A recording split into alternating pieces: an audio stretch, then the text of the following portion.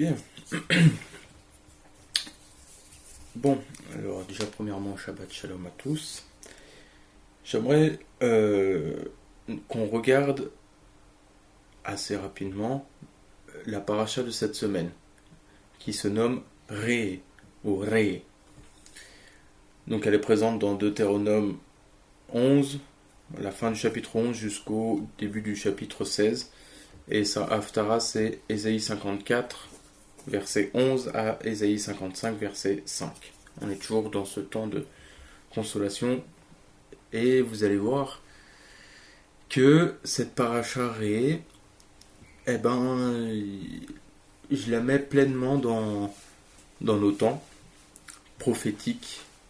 Et c'est comme si c'était pas une vision, mais une orientation du regard pour comprendre vraiment ce qui se passe avec Israël, où est-ce que Israël va. Et par conséquent, pourquoi nous, on doit être à côté, à consoler son peuple, etc. Et ça commence dès le début par le nom même de cette paracha. La paracha Ré. Elle commence comme ça. Regarde, je place aujourd'hui devant vous la bénédiction et la malédiction. La bénédiction si vous écoutez les commandements du Seigneur, votre Dieu, que j'institue pour vous aujourd'hui. Ré vient de la racine Ra, Reish, Aleph, He, ça veut dire voir, regarder. Mais pour moi, c'est beaucoup plus qu'un terme humain. Parce que voir et regarder, voilà, on va se dire, bon, on regarde avec nos yeux.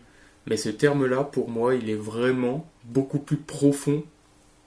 Déjà, premièrement, parce qu'il a le même poids numérique que le tétragramme. C'est-à-dire que l'Éternel, eh ben, il regarde, il voit. Mais bon, on sait que l'Éternel, voilà, on n'a pas d'image, on n'a pas de... On perçoit pas l'Éternel, si je peux dire, comment il est fait, enfin, voilà. Mais c'est spirituellement parlant qu'on en parle. On connaît Dieu, spirituellement parlant, j'aurais dire, sa semence, qui il est, ses actions, etc. Et ben cette paracha-là, on va voir aujourd'hui qu'il y a un passage qu'on va vraiment creuser qui va s'orienter dans cette optique-là. De ne pas regarder en termes humains, mais regarde par l'esprit. Regarde spirituellement parlant. Et c'est vraiment sur cette optique-là que je veux apporter ce message aujourd'hui. Donc, Ré, vois, regarde. Donc, cette paracha, elle nous montre en fait que, voilà, Moshe parle au peuple et dit, bah voilà, vous allez rentrer en possession du pays que l'Éternel vous donne, et dans ce pays, vous allez devoir obéir aux mitzvot.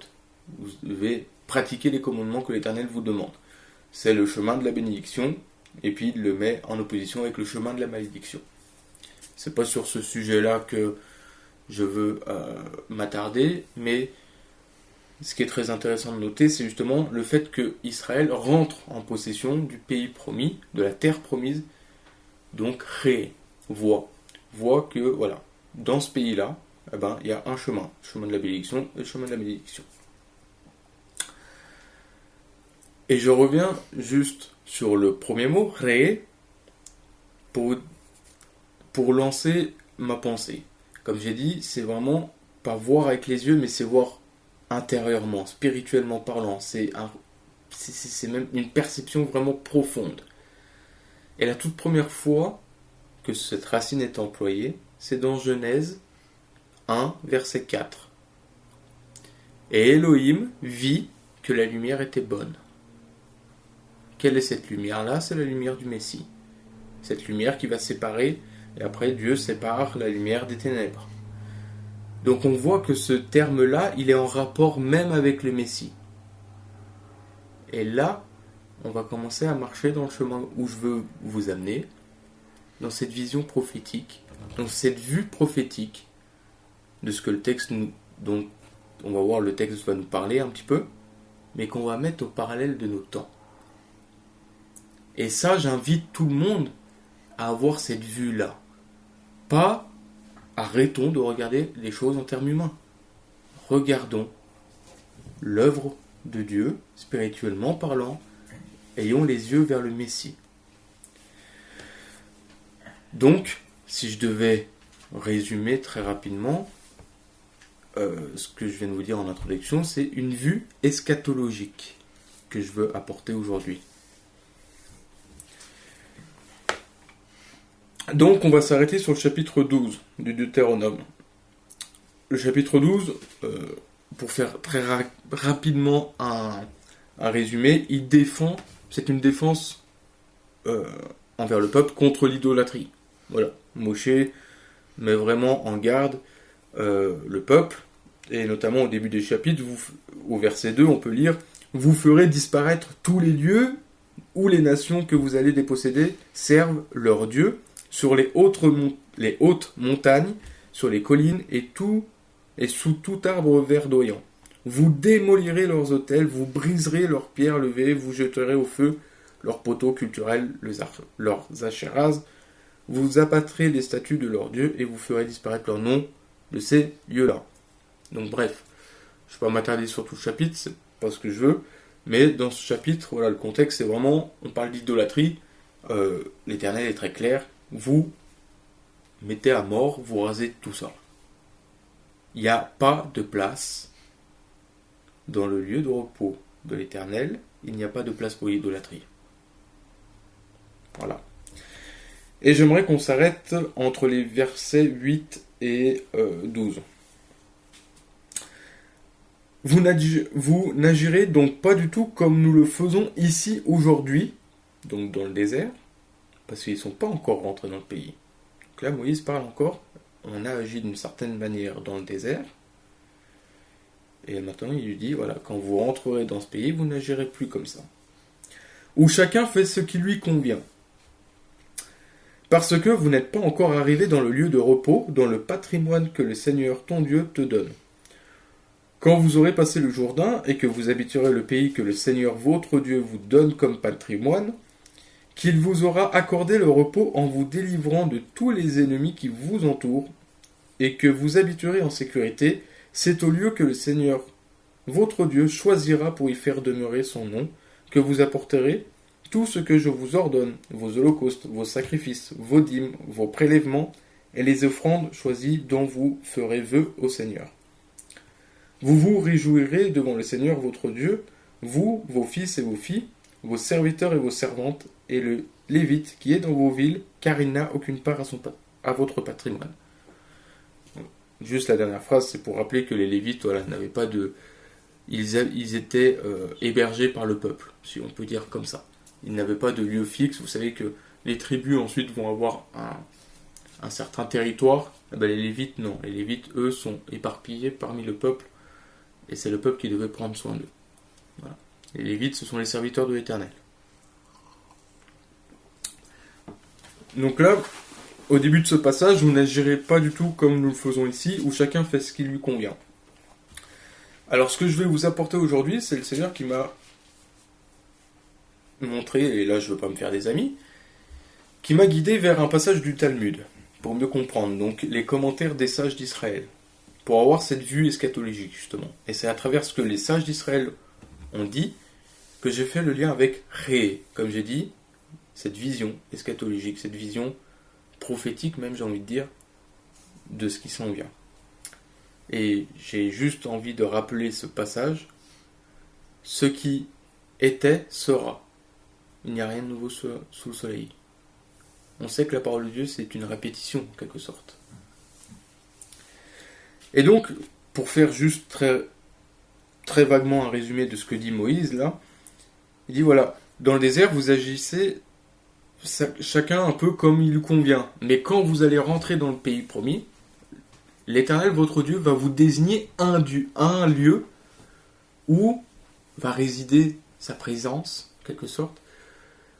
Un lieu où vous allez apporter vos sacrifices, vos holocaustes, etc. Et quand on lit les sages d'Israël, en fait, il est question des holocaustes ou des offrandes. Je ne veux pas trop m'attarder là-dessus, mais en gros, dans le désert, étant donné que le tabernacle n'était pas fixe, où à chaque fois il bougeait dans le désert, etc. Et même pendant la conquête de la terre promise, Rachi va faire une différence entre Silo et puis Yerushalayim et Jérusalem.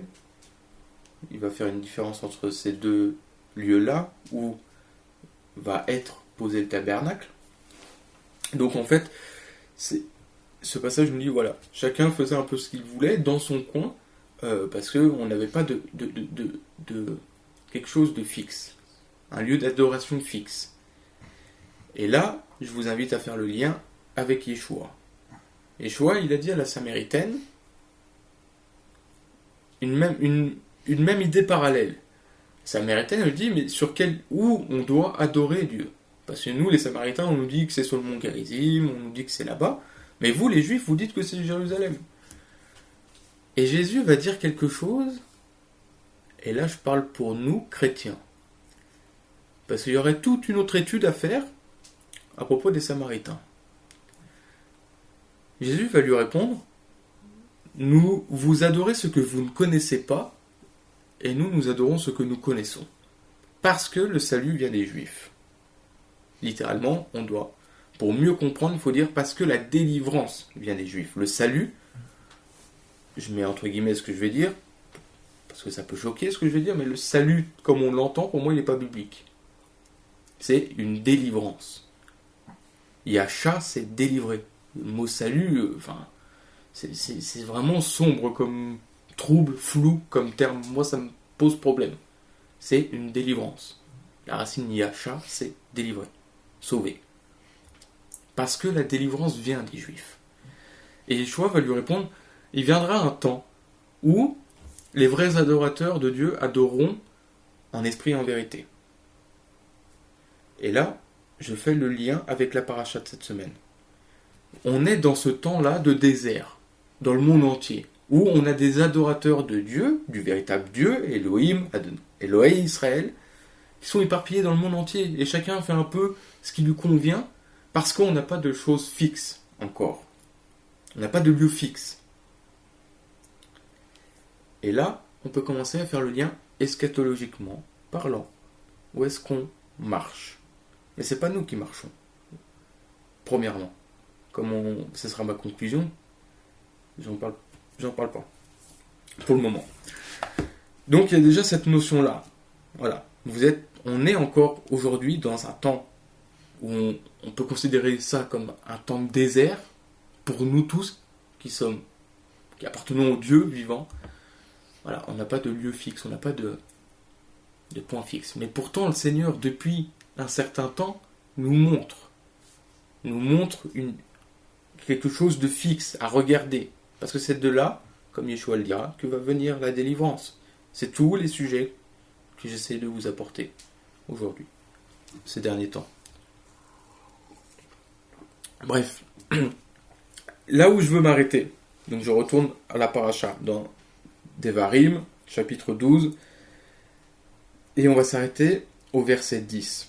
Quand vous aurez passé le Jourdain, et que vous habiterez le pays que le Seigneur votre Dieu vous donne comme patrimoine, qu'il vous aura accordé le repos en vous délivrant de tous les ennemis qui vous entourent, et que vous habiterez en sécurité. Il vous aura accordé le repos, où vous habiterez dans un lieu de repos. Le terme lieu de repos, c'est Menorah, en hébreu. Ça s'écrit presque pareil que le chandelier, sauf que le chandelier, c'est Menorah. Menorah, c'est un reish, alors que là, c'est un chet, Menorah. Et moi, ça m'a toujours plu, ce parallèle entre ces deux mots, il y a juste une lettre de différence. Et le lieu de repos, c'est la tranquillité. Et que nous dit le Nouveau Testament? Le Nouveau Testament, dans Hébreux, chapitre 4, nous dit, en Yeshua, nous sommes rentrés dans ce repos-là. Ceux qui ont cru en Yeshua. Mais aujourd'hui, Israël n'est pas rentré dans son repos. Je vais vous inviter à aller un peu plus loin dans le livre de Devarim pour comprendre. On va aller dans Devarim, donc Deutéronome chapitre 28, et on va juste lire les versets 64 et 65. Et là, ça va commencer à nous faire comprendre ce qui est en train de se passer sous nos yeux. On va même lire à partir du verset 63. De même que le Seigneur était content de vous faire du bien et de vous multiplier. De même, le Seigneur sera content de vous faire disparaître et de vous détruire, afin, ainsi vous serez arrachés de la terre dont tu vas entrer en possession, Verset 64. Le Seigneur te dispersera parmi tous les peuples d'une extrémité de la terre à l'autre. Là, tu serviras d'autres dieux que ni toi ni tes pères n'avaient connus, du bois et de la pierre. Et là, écoutez bien ce verset.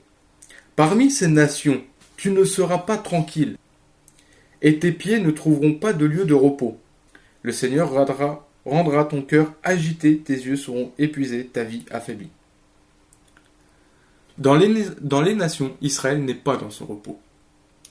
Ainsi donc, la parole nous dit, il faut qu'il retourne sur sa terre.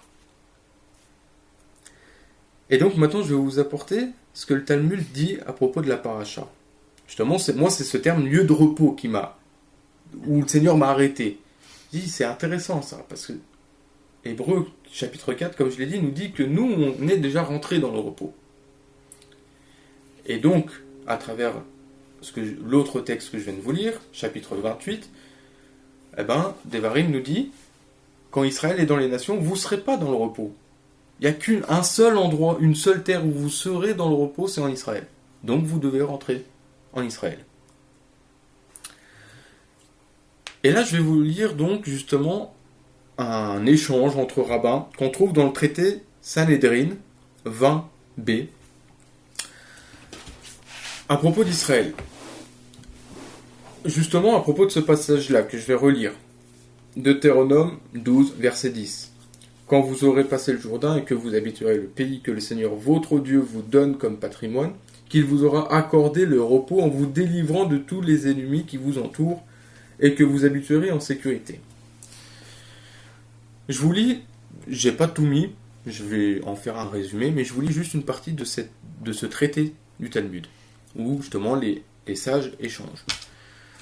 Il est enseigné dans une baraïta. Une baraïta, j'ouvre juste une parenthèse, c'est une Torah orale, mais qui n'est pas reportée dans la Mishnah.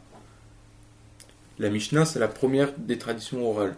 La Mishnah, c'est ce qui va expliquer la Torah, premièrement. Et une baraïta, c'est d'autres enseignements qu'on trouve dans la tradition orale, mais qui n'ont pas été reportés dans la Mishnah. C'est juste ça. Ça fait partie de la Torah orale aussi. Donc je ferme la parenthèse. Il est enseigné dans une baraïta. Rabbi Yossei a dit « 3 mitzvot furent ordonnés au peuple juif lors de son entrée en Eretz Israël. Se donner un roi, exterminer la descendance d'Amalek par la guerre, et bâtir la maison élue à Jérusalem, c'est-à-dire le temple. Mais j'ignore laquelle il devait accomplir en premier. » Et donc là, les rabbins vont se poser la question de qu'est-ce qui doit arriver en premier. Je vous donne la réponse tout de suite. En premier, c'est un roi. En deuxième, c'est détruire Amalek. En troisième, c'est le temple. Et là, je vais commencer à parler de nos temps. Que s'est-il passé le 7 octobre 2023 ? Amalek a frappé. Amalek, pour bien comprendre ce qui est en train de se passer. Amalek, c'est le premier ennemi. Et ça, je vous invite à aller voir, je mettrai en lien. Je vais la mettre. Une étude que Chaim Weizmann, un juif, un enseignant, a apportée sur Amalek à la suite du 7 octobre. Donc cette étude date d'il y a 2 ans. Je ne vais pas trop dire ce qu'il a dit, parce que, encore une fois, comme j'aime bien dire, chacun sa gloire, c'est son étude, je le cite, parce que cette étude, elle m'a vraiment... Waouh. Pour comprendre dans les temps dans lesquels on est, là, Amalek ne touche pas simplement Israël, il touche le monde entier. Chaim va dire, on est dans un combat de civilisation. C'est aussi simple que ça. Quand je vous dis depuis des temps que là, on doit avoir un choix à faire, est-ce qu'on va être 100% pour Israël ou à moitié ? Là, on n'est plus dans ce temps-là. Il faut choisir où est-ce qu'on va aller. Parce que là, il y a un combat de civilisation. Israël est la lumière du monde. Alors vous allez me dire, oui, mais non, parce qu'ils n'ont pas... Voilà, on revient toujours au même propos. Israël est la lumière du monde. Point barre. Et nous sommes appelés à être la même lumière. De toute manière, ça va se réaliser. C'est justement ce que je vais apporter dans cette étude-là. Donc ça se réalisera avec ou sans nous. C'est aussi simple. Bref. Donc, Amalek, pour comprendre vraiment cet ennemi-là, il faut revenir au tout début. Israël sort d'Égypte, Exode 12, jusqu'au chapitre 16. Chapitre 17 de l'Exode. Amalek vient faire la guerre à Israël. Il n'y a aucune raison. Amalek vient faire la guerre à Israël. Il vient taper Israël. Simplement. Pourquoi ? Parce qu'Israël leur a fait du mal ? Même pas. Rien du tout. Amalek vient pour détruire Israël. Comme ça. Gratuitement, j'ai envie de dire. Et je veux faire noter quelque chose. Et là, ça mérite vraiment de creuser. Amalek est le petit-fils d'Édom. Édom, c'est l'Occident.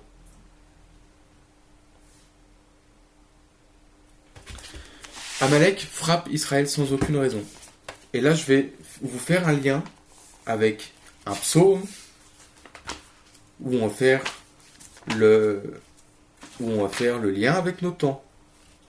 Psaume 83. C'est censé nous rappeler quelque chose. Je vais le dire dès le début. Ô Dieu, ne sois pas silencieux, ne te tais pas, ne reste pas tranquille, ô Dieu. Car tes ennemis, c'est les ennemis de Dieu. Tes ennemis s'agitent, ceux qui te détestent lèvent la tête. Avec ruse, ils montent contre ton peuple des projets secrets. Ils tiennent conseil contre ceux que tu protèges. Venez, disent-ils, faisons-les disparaître d'entre les nations, qu'on ne se souvienne plus du nom d'Israël. Ils tiennent conseil d'un même cœur, ils concluent une alliance contre toi. Les tentes d'Édom et les Ishmaélites. Je m'arrête là. L'Occident et Ishmaël, qui se sont alliés par mariage. Moab et les Agarites. Gébal, Ammon, Amalek. Les Philistins avec les habitants de Tyr. Là, on parle de Gaza et du Liban. La Syrie aussi se joint à eux. Elle prête le bras au fils de Lot. Et là, le texte nous dit pause. Vous avez un Sélah. Et moi, j'ai envie de vous faire pareil. Pause. Et je vous invite à méditer. On est dans ces temps-là où, justement, on le sait, tous ces gens, enfin, tous ces ennemis s'agitent et veulent détruire Israël. Mais le texte nous dit autre chose. Il nous dit que ce n'est pas contre Israël qu'ils luttent, c'est contre Dieu. Et ça, c'est les enseignements de Rahim Witzman, qui dit justement, c'est pas ça. C'est même pas qu'ils veulent juste nous combattre, c'est qu'ils se battent contre Dieu, contre les voies de Dieu, contre la Torah. Et ça, en tant que chrétien, c'est censé nous raisonner. Quand on vient dire en tant que chrétien qu'on n'a plus besoin de la Torah, posez-vous la question de ce que vous dites. Ce serait toutes d'autres études. Bref. Donc, je veux revenir au traité du Talmud que j'ai cité. Le traité nous dit, voilà. Premièrement, un roi. Deuxièmement, détruire Amalek. Troisièmement, le temple. Ce que je veux dire maintenant, c'est que Israël aujourd'hui marche dans son repos. Israël est en train de marcher justement pour prendre possession totalement de ce pays, de cette terre. Et en réalité, Hébreux 4 nous dit quoi ? Nous dit nous sommes déjà dans le repos. Pourquoi ? Parce que nous avons reconnu le roi, le Méler Israël, le roi d'Israël. Quand le roi reviendra, il va détruire tous les ennemis d'Israël. Et ensuite, il sera rebâti le temple, sera rebâti la maison. Et ensuite, nous ne serons plus dans le désert, comme je l'ai dit tout à l'heure, dispersés dans le monde, à faire ce qu'on veut. Mais on aura les yeux fixés dans Jérusalem. Que nous dit Zacharie ? En ce jour-là, il posera ses pieds sur la montagne des Oliviers. Et après, dans le chapitre 14, il me semble que c'est le chapitre 14, il va nous dire, les nations auront l'obligation de monter une fois par an, au minimum une fois par an, pour la fête de Soukhot. ce que je veux dire, c'est que ce temps-là qu'on vit, voilà, il n'y a plus de questions à se poser. Israël a été remis au centre de l'histoire, au centre du... Parce que Israël doit marcher dans son repos, marche dans son repos.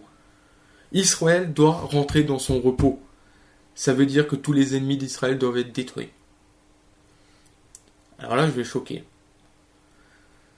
Je dis pas qu'il faut éradiquer Gaza, qu'il faut éradiquer les Palestiniens. Je dis pas ça. Par contre,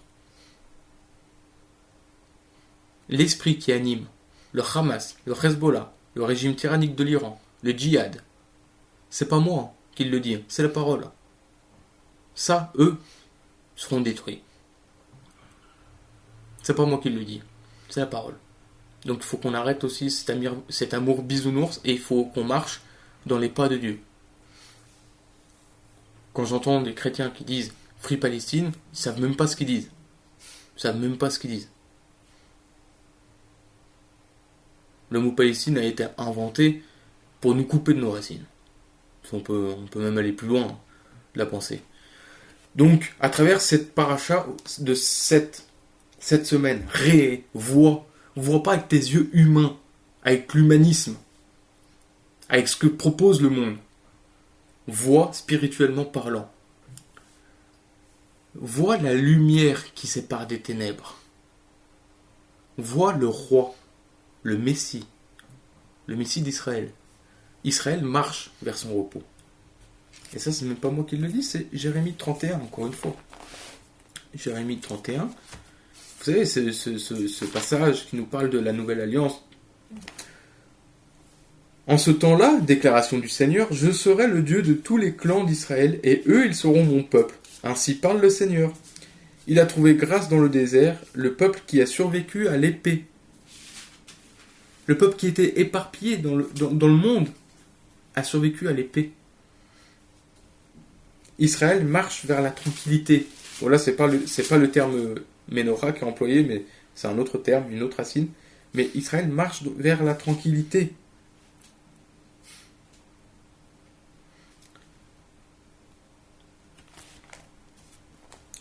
Verset 10. Nation, écoutez la parole du Seigneur et proclamez-la dans les îles lointaines. Les îles lointaines, c'est nous.